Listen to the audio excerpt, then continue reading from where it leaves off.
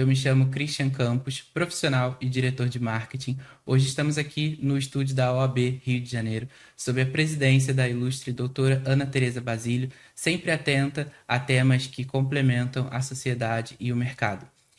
Comigo aqui, doutora Lana Martins e doutor Antônio, irei apresentá-los melhor. Este é um episódio especial promovido no contexto da Comissão de Direito Aeronáutico, Espacial e Aeroportuário, comissão que, sem dúvida, é uma das mais reguladas e complexas do mundo, certo?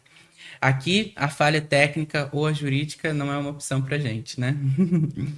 Para discutir gestão de risco e proteção neste setor de elite, recebo o presidente desta comissão da seccional da subseção da Barra da Tijuca e diretor do Instituto Brasileiro de Direito Aeronáutico.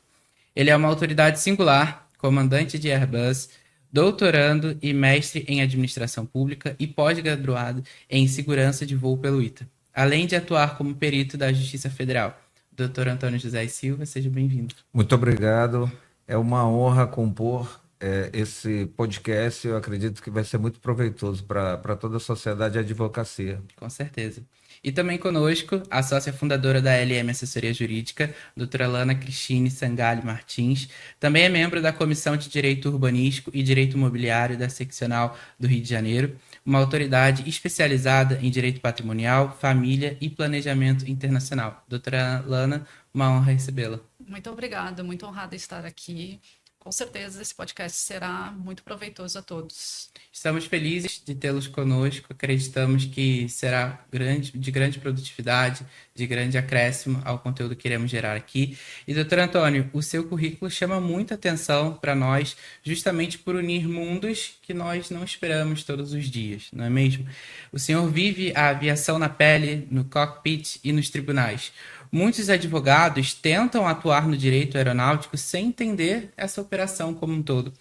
E como a sua vivência prática de comandante, jurista e conhecedor desse mundo regulatório na administração pública impactam no seu dia a dia na aviação? É uma pergunta interessante, porque eu chamo isso de uma inquietude, né? A aviação é um segmento tão sedutor que a gente fica inquieto em aprender, essa sede de aprendizado. E, obviamente, eu passei por toda essa área operacional, desde manutenção até ser piloto de linha aérea. Também sou jurista e especialista em administração pública. E quando eu já chego no aeroporto para trabalhar, desde aquela concessão aeroportuária que foi feita aquele aeroporto, até todo o sistema operacional, as responsabilidades cíveis, administrativas, criminais que envolvem todo o sistema, as questões trabalhistas, as reverberações regulatórias, isso tudo flui com muita facilidade. Digamos, quando eu abro uma válvula, digamos assim, no avião, normalmente um piloto ele abre a válvula. Na minha cabeça eu imagino o fluxo pneumático passando, tudo acontecendo, eu imagino o que os consumidores passam, eu imagino como é o funcionamento da tripulação. Então, essa complexidade ela vai se tornando um pouco básica diante de tudo isso. E isso também gera uma certa preocupação, porque a gente vive hoje no mundo de internet, e na aviação também não é diferente, seja na medicina, seja no direito. Existem especialistas, eu morro de medo de especialistas, pessoas que passaram por uma área da aviação e se intitulam especialistas em cockpit, em acidentes aéreos. Veja bem, eu tenho uma formação de acidente aéreo.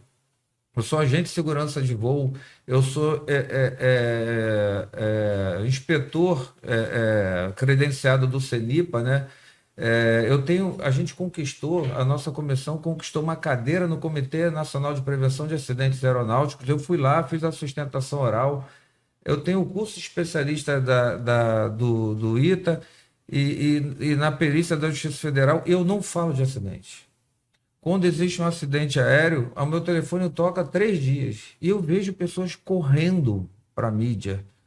E eu quero dizer que isso, na minha opinião, é uma falta de respeito com as vítimas, seja dos tripulantes ou dos passageiros. Então, eu tenho alguns medos sobre isso. Também a gente fica com receio, e eu atuo muito dando mentorias e pareceres para gestores da iniciativa privada, porque hoje muitos gestores também não trafegam nem tangenciam a aviação. E aí a gente vê que o saving de hoje pode ser o risco operacional de amanhã. E no gestor público, o apagão das canetas de hoje pode ser um risco regulatório de amanhã. Então, essas preocupações, elas são muito latentes no meu dia a dia. E isso eu acho que a gente traz esse conhecimento, principalmente para o direito, né? Para advogados que acham que o direito aeronáutico gera altas cifras, né? E acham que o direito aeronáutico é uma área muito interessante para trabalhar, mas o recado que eu deixo é, independente das cifras, se nós não tivermos a base em segurança operacional, não entre nessa área. Esse é o recado. Maravilha. E é muito interessante essa sua visão, de certa forma, interna, porque o mercado comum não tem essa percepção. E o que o senhor acredita que em mais de 10 anos de comissão a gente já tenha concretizado até aqui? Olha, eu tenho que agradecer muito a essa casa. Essa comissão nasceu na OAB da Barra da Tijuca. E quando eu fui convidado para presidir essa comissão, eu alertei ao presidente na época, falei, olha, a responsabilidade dessa comissão, ela ultrapassa muros, porque nós vamos falar de casos complexos. A aviação é extremamente complexa, como você bem mencionou, a aviação é muito regulada. Então, eu tive que reunir um time que tivesse um perfil semelhante ao meu, que as pessoas conhecessem da parte operacional, da parte jurídica, reunir esse time.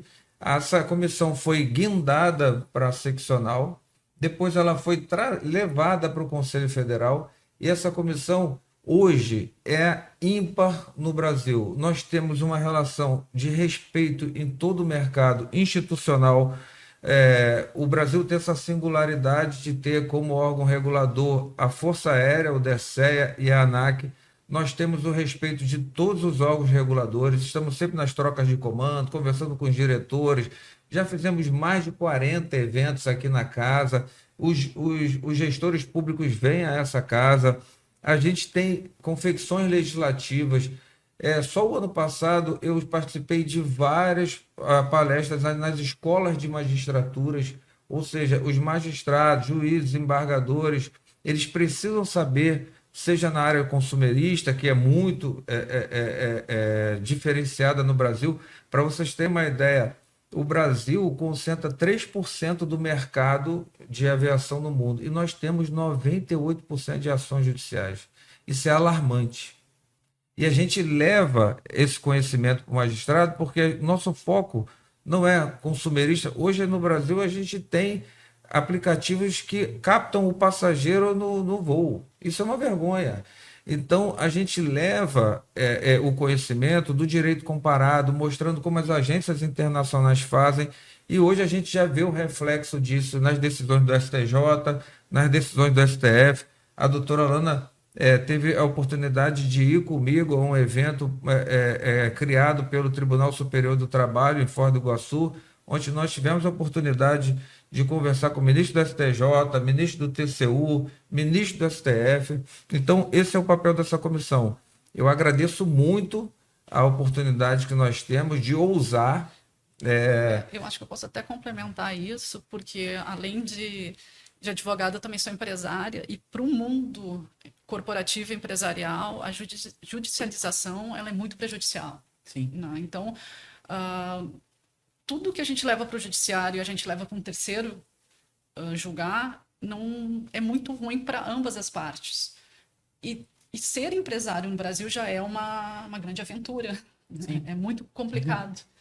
Exatamente. E onerar o empresário dessa forma, como bem disse o doutor Antônio, né, nós temos 98% das demandas mundiais quando, na verdade, nós temos só 3% do mercado, é muito perigoso. Quem realmente quer investir no mercado desse? Perfeito, perfeito.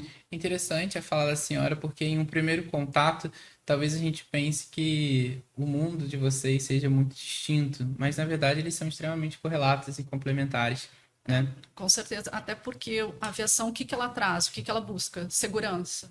E quando a gente busca um planejamento patrimonial e sucessório, é segurança. Sim. Então, estão intrinsecamente ligados. O que nós, como seres humanos, também buscamos? Segurança. Com O certeza. que nós queremos proteger? O legado. Nós queremos deixar um legado. É muito mais do que uma herança. Então, quando busca-se um profissional de planejamento patrimonial e sucessório, ele também não pode ser um aventureiro. Ele tem que conhecer do que ele está assessorando e da forma como ele vai te assessorar. Então, assim, tem que realmente saber várias áreas do direito. Com certeza. Realmente um estudioso. E doutora Lana, correlatando esse comentário da senhora, a doutora lida diariamente com esse perfil, né? O profissional da aviação, como gestores e pilotos que acabam tendo uma vida peculiar, diga-se assim, uma rotina mais instável, um ambiente complexo e muitas vezes trabalhando com cifras altíssimas, como já citamos aqui. Pela sua experiência na LM Assessoria, quais são os principais erros que a senhora identifica quanto ao patrimônio que esse perfil comete, né? É comum ver o patrimônio da família misturado com os riscos profissionais, por exemplo? Um erro muito comum, né? Isso é um erro muito do brasileiro em si. Ele constrói o patrimônio, mas ele não pensa e ele não planeja como alocar esse patrimônio ou como dividir esse patrimônio para ele ficar protegido. Ele tem dividendos, ele tem bens imóveis, ele tem investimentos e ele tem aonde ele realmente recebe esse valor. E como proteger isso de uma eventualidade ou deixar isso protegido para os seus sucessores, para os seus herdeiros. E ele não pensa nisso, ele acha que isso é um evento futuro e quando, na verdade, isso é algo totalmente presente. Ele trabalha, e principalmente pegando o pessoal da aviação, um piloto ou até um gestor de uma empresa aérea, não tem, muitas das vezes, esse pensamento de como eu vou fazer um planejamento. E isso que aparece muito no nosso escritório. Então, a gente tenta alinhar o que ele busca, mas quando nós começamos a conversar, ele busca uma efetividade tributária, mas, na verdade, ele quer realmente proteger o legado. Doutora Alana, eu vou até pegar um gancho, porque eu trabalhei numa grande empresa aérea do Brasil que veio à falência e vários pilotos, amigos meus, estão expatriados. Esses pilotos, eu acredito já fazendo uma busca rápida aqui, são mais de 600 pilotos expatriados.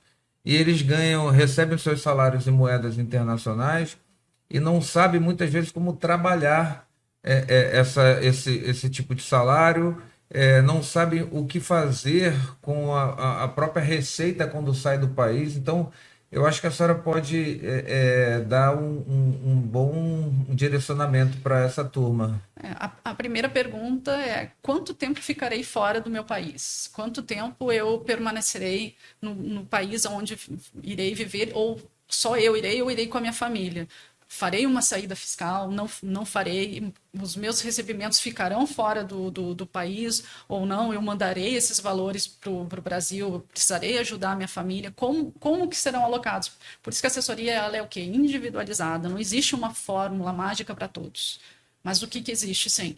Receberei em moeda estrangeira e a minha vida será feita num país estrangeiro. Existem, sim. A gente pode trabalhar com offshores, a gente pode trabalhar até com trusts e trazer esses valores para o Brasil ou então deixá-los no exterior. Tudo depende de como a família e como essa pessoa ela quer organizar o patrimônio. Quero comprar imóveis no Brasil para uma aposentadoria ou até para os filhos ou para os parentes mais próximos. Tudo isso é possível, mas tem que ser pensado. Porque até para fugir de uma bitributação. E é uma dúvida também sobre a Receita Federal. O seu imposto de renda aqui, quando você vai morar no exterior, como é que faz? Qual o procedimento administrativo? Exatamente, muito parecido com o que eu falei. Se a pessoa realmente está saindo do país para residir fora, o primeiro passo é uma saída fiscal, para não sofrer uma bitributação. Se ele realmente não fizer ficar no Brasil e no exterior, ele vai ser bitributado do que ele receber lá fora e do que ele constituir e no Brasil também. Então tem que realmente ver qual o período que ele pretende ficar fora do Brasil e o que ele vai receber, e por onde ele vai receber e qual é o país, porque também tem que ver os tratados internacionais. Com certeza. E também aonde será alocado, qual é a melhor jurisdição. Porque muitas das vezes não é o país onde ele vai residir. Interessante. A gente pode ainda optar por uma terceira jurisdição para alocar o patrimônio dessa pessoa.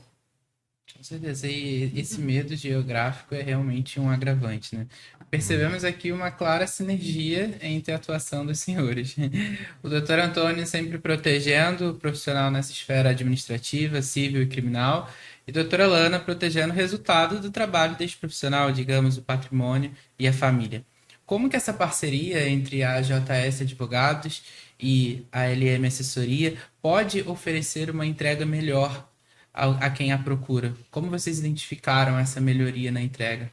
É interessante porque quando nós iniciamos a conversa sobre esse projeto, inclusive capitaneado pela doutora Ana Teresa Basílio, eu percebi com a doutora Lana que a gente tem um voo, como a gente diz na aviação, um voo em ala, né? Um voo muito próximo, porque a aviação ela trabalha num ambiente de risco controlado, mas é um ambiente em que a carga de estresse ela é alta, mas ela é administrada e a margem de risco é zero.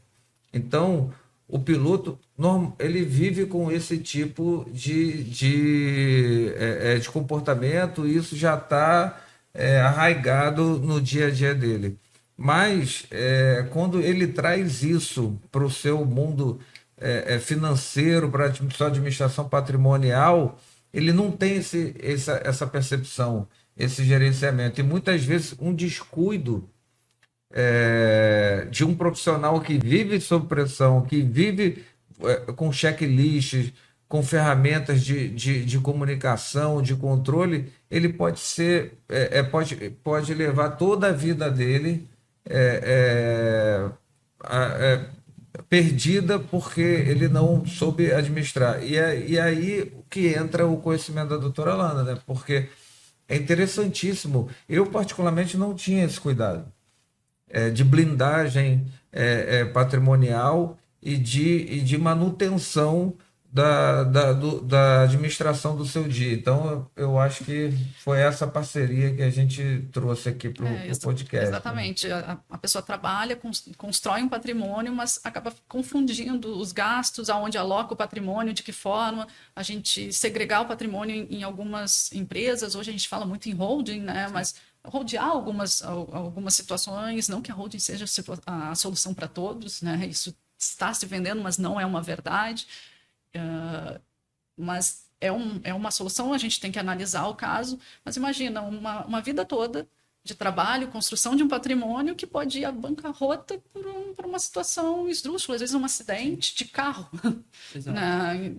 E outra, às vezes acontece uma perda na família, um falecimento, e o patrimônio fica todo engessado, uma empresa toda engessada. E outra grande conexão que nós estávamos conversando é sobre o momento emergente que nós vivemos de uma reforma tributária, né? A reforma tributária está aí, a cada dia é uma publicação normativa diferenciada e o mundo empresarial, principalmente o mundo também, quer dizer, também o mundo da aviação, que trabalha com leasings, moedas internacionais, vive essa preocupação. Então, esse é o dia da doutora Lana, né? Eu queria que a senhora mencionasse também sobre isso, os reflexos dessa reforma tributária que é tão preocupante no nosso país, né? Sim, nós dormimos 2025 com um ideal tributário e acordamos 2026 com várias novidades, né? Principalmente na área da sucessão e também no direito empresarial. E com um planejamento, com estruturas bem feitas, a gente consegue mitigar muito das incidências que nós teremos, principalmente quanto aos dividendos, que todo mundo está muito preocupado, né? Isso, com certeza, é muito importante conversar sobre planejamento. Com certeza. Uma conversa de altíssimo nível. Acredito que ainda teríamos muitas perguntas, muitos debates a acrescentar. Então, gostaria de convidá-los a nos dizer como os pilotos, empresários, ouvintes poderiam encontrá-los fora ao podcast. Eu vou deixar o meu e-mail, quer dizer, o meu Instagram é Antônio J. E. Silva, e o Instagram da Comissão de Direito Aeronáutico é direito, underline aeronáutico, underline RJ. Esses são os canais que a comissão atua, e hoje nós somos extremamente demandados por alunos, por gestores, e por incrível que pareça, por gestores fora do meio aeronáutico. Sim. Eu sou muito demandado por gestores fora do meio aeronáutico.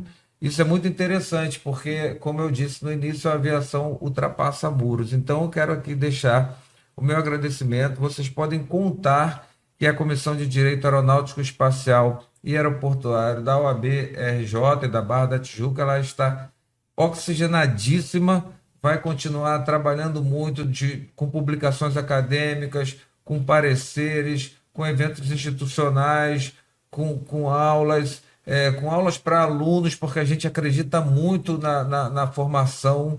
É impossível, eu acho um absurdo que pilotos, pessoas que trazem máquinas com centenas de milhões de dólares e centenas de vidas, desconheçam as responsabilidades administrativas, civis e criminais, e isso é 100% no nosso país.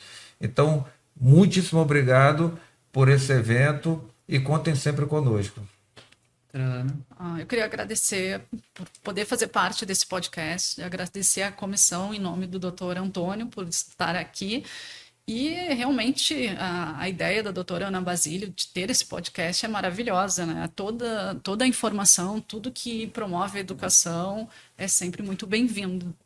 Vou deixar meu contato, meu Instagram é Lana Martins ADV, estou disponível para dúvidas, contato, o que for necessário, até porque esse assunto parece distante, o planejamento patrimonial e sucessório, mas ele é muito próximo e ele não é um assunto para depois, ele é um assunto para agora, porque todos precisamos disso, não é só o pequeno, não é só o grande, mas é o médio, é para quem está construindo o patrimônio e ele é iminente. Com certeza. Prevenção, educação e conscientização permanece sendo a melhor resposta, a melhor alternativa. Eu só quero agradecer ao Christian também pela brilhante participação, a doutora Lana, e podem contar sempre conosco. Muito obrigado. Muito obrigado. Agradecemos a todos e todas que nos acompanharam até aqui e nos vemos em uma próxima oportunidade. Obrigado.